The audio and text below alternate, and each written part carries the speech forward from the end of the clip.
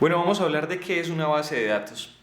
Una base de datos contiene datos, pero un archivo de Excel no es una base de datos, a pesar de que un archivo de Excel contenga datos.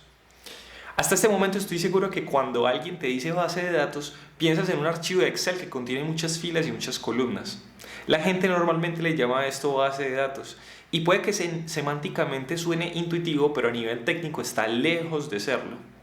Una base de datos se refiere a un conjunto de documentos que son procesados por un motor de base de datos que en sí permiten una serie de operaciones alrededor de la manipulación de la serie de datos. Entonces una hoja de Excel no es una base de datos. Una hoja de Excel sirve para almacenar, agrupar, manipular o presentar datos. Ahora bien, los datos deben compartir un dominio. En una base de datos que esté bien hecha, los datos que se alojan en ella deben tener una conexión lógica alrededor del dominio del negocio. Por ejemplo, no estaría bien tener una base de datos con los datos de venta de las boletas de un cine, con los datos de pagos de proveedores de un almacén de una ferretería. En una base de datos, los datos deben estar conectados entre sí y se deben complementar al fin de poder guardar información de diferentes frentes de nuestra solución. Una base de datos permite la escritura y la lectura de datos. En una base de datos podemos configurar diferentes usuarios o roles que podrán tener acceso a toda o alguna parte de la base de datos, tanto en escritura como en lectura. Otra característica importante de este punto es que las bases de datos están preparadas para una escritura y una lectura concurrente y de alta disponibilidad, a diferencia del Excel que solo puede ser modificado por un usuario a la vez. Esto es una de las características claves de la base de datos y lo que lo separa de los archivos tradicionales para alojar datos. Una base de datos tiene su propio lenguaje para manipular su estructura, sus permisos y sus datos. Esto es el famoso SQL. Si no lo has escuchado, lo vas a comenzar a escuchar muchísimo, sea porque estudies backend o porque trabajes en conjunto con alguien que sea frontend. Este SQL se refiere a un lenguaje que implementan diferentes motores de bases de datos para poder acceder a los datos, manipular las estructuras de las bases de datos, conocidas como tablas, y los permisos de accesos a las configuraciones de la base de datos, sus tablas y sus datos. En el mundo de la tecnología existe un camino solo dedicado a los datos, y este SQL es la base fundamental para esta rama. Así que si te interesa esta rama debes aprender ya acerca de qué es SQL. Y en este sentido es probable que en la empresa en la que trabajes se encuentre alguien encargado de administrar la base de datos. A este rol se le llama Database Administrator o solo DBA. Aunque en los equipos pequeños también es común ver que los desarrolladores más experimentados se encarguen de la administración de la misma sin ser rigurosamente estudiosos de las bases de datos y su administración.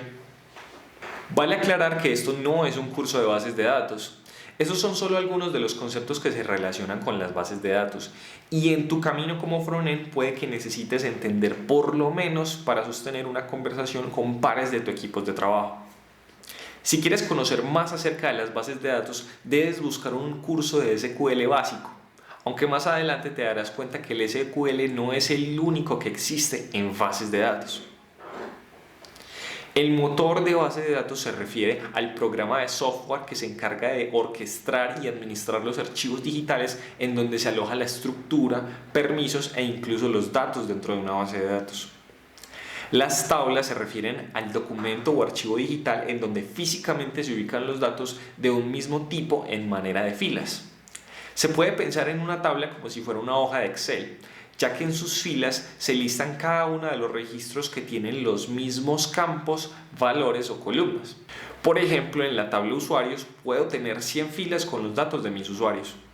Las filas se refieren a cada uno de los registros que guardamos en la base de datos. Una tabla contiene muchas filas y cada fila dentro de la misma tabla contiene exactamente la misma cantidad de columnas, es decir, de campos. O sea que albergan todos la misma cantidad de valores. El campo se refiere a un atributo de un registro. Por ejemplo, una tabla de usuarios tendría los campos nombre, teléfono, identificación, fecha de nacimiento, etc. La tabla de usuarios puede contener una o más filas con usuarios. Todos los usuarios tendrían los mismos campos, cada uno con sus valores propios. El tipo de dato se refiere a qué clase de contenido alberga un campo. Por ejemplo, el campo nombre es de tipo texto, porque alberga un texto. Pero el campo fecha de nacimiento tiene campo de tipo fecha, porque alberga una fecha. Existen múltiples tipos de datos. Por ejemplo, texto, numérico, fecha, decimal, coordenadas geográficas, entre muchos otros. La importancia de ubicar bien el tipo de campo adecuado reside en las búsquedas, ya que en las búsquedas, como veremos más adelante, se pueden realizar por medio de los tipos de campo. Por ejemplo, si quisiera solo consultar los usuarios que nacieron en el año 1990. La clave primaria se refiere al campo que identifica una fila o registro. Dentro de una tabla, el valor de la clave primaria es único para todos los registros. Por ejemplo, no podría haber dos usuarios con clave primaria 1, ya que el motor de base de datos no podría garantizar que fuera único.